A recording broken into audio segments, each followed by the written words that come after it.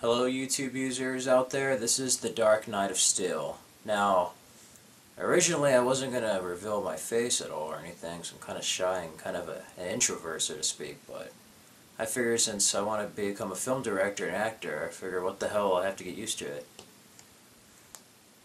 But yeah, if you're not familiar with my channel, I pretty much make music videos just for fun and then independent film projects, which I haven't got the chance of filming any yet, but once I do, I will post them up there. But yeah, I want to basically become a film director and kind of tell my stories and just convey them through media. I like how media can convey a story and connect people, almost like a universal connection, just like music. And not only that, I just feel that sometimes people just need things that are original. I'm tired of all the crappy remakes out there and reboots. I mean, Spider-Man's already getting a reboot. Spider-Man, I mean, it's just... I remember really like, what, 10 years ago was this the first Spider-Man. It's a little bit too soon for a remake with 2007, even though I didn't like Spider-Man 3 as much. It's just too soon.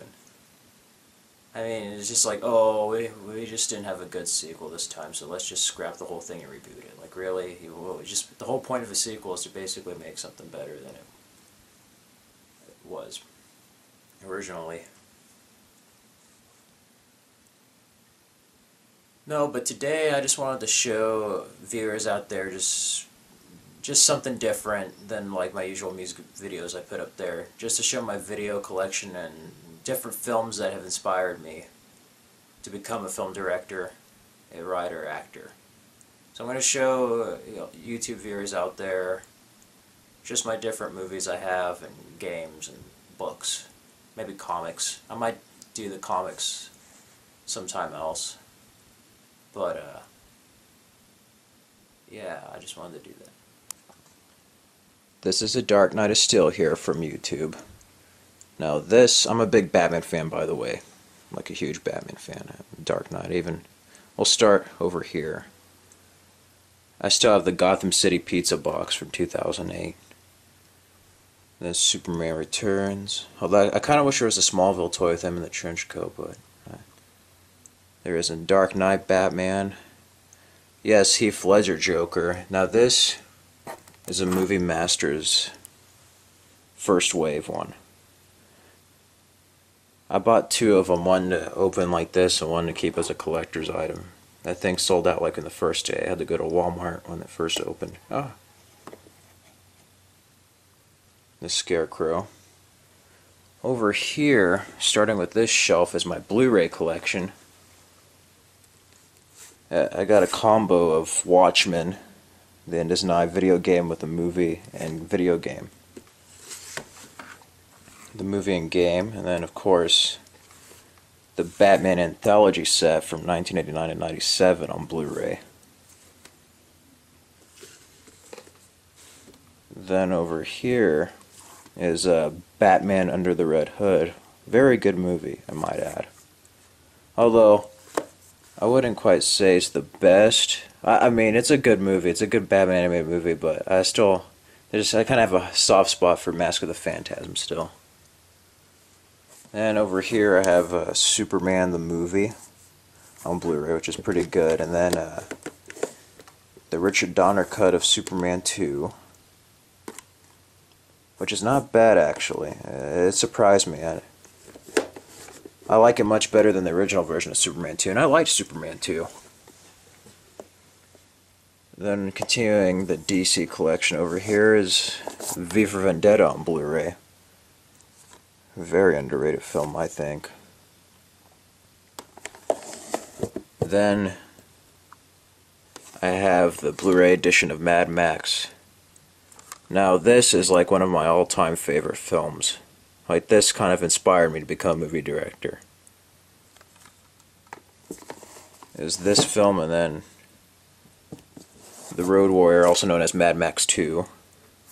This was my first Blu-ray I ever bought after getting my PlayStation 3. Two very awesome movies. These I got just recently. It's the Patriot. Kind of went from DC collection of Mel Gibson here.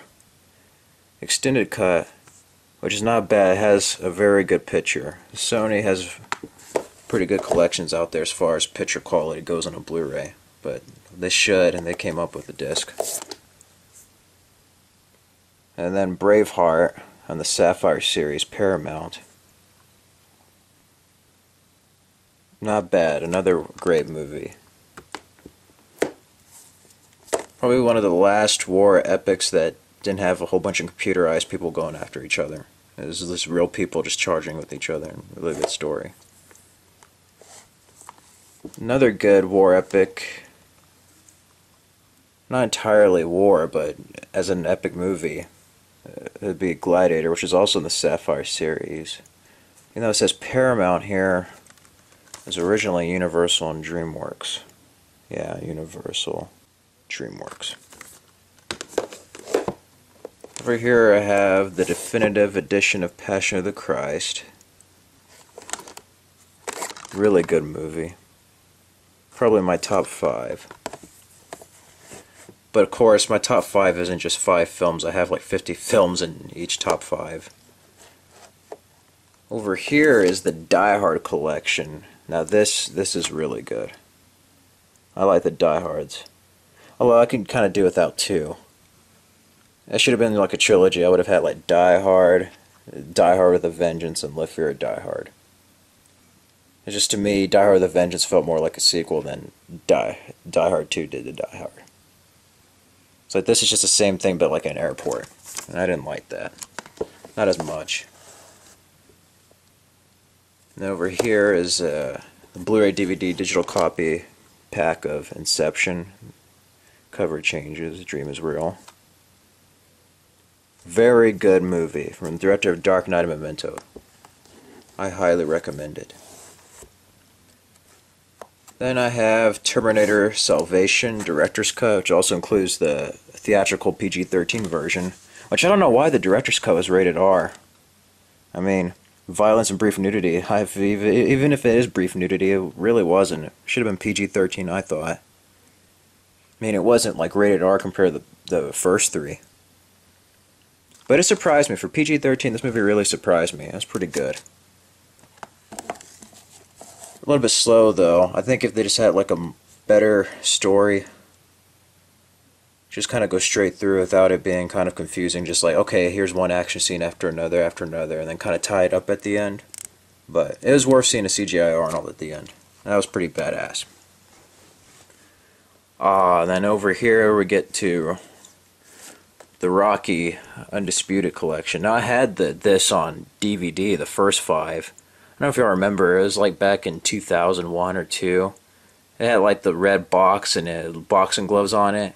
Anyways, it's just 1 through 5, so I was kind of ticked off when they made Rocky Balboa at first, because I was just like, oh, I had the complete collection, so. Well, I sold the DVDs of those and then got this. Not a bad price. I got it for like $30 at Walmart, which is not bad considering it's like $75 at Best Buy. Then, over here is the Ribble Cup Trilogy. This is a good film series too, as far as just like action movies go and like popcorn flick. I would say the best out of the 3 is just the first. I don't know what's up with movie series. I get to Highlander later.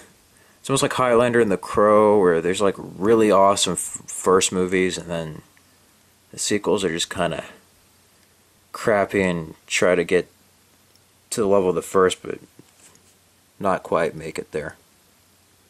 But I highly recommend this. This is pretty good, especially if you love like rated R action movies that are just like hardcore. This is good. Over here I have Star Trek, the J.J. Abrams one. Now this was a very good movie. I mean, this is one of the few movies I've seen that's like a sequel, a prequel, and a reboot at the same time. Like they did it in a really tasteful way, I thought. Of Spock, Kirk. Another great Star Trek film is from the Next Generation crew, First Contact with the Borg.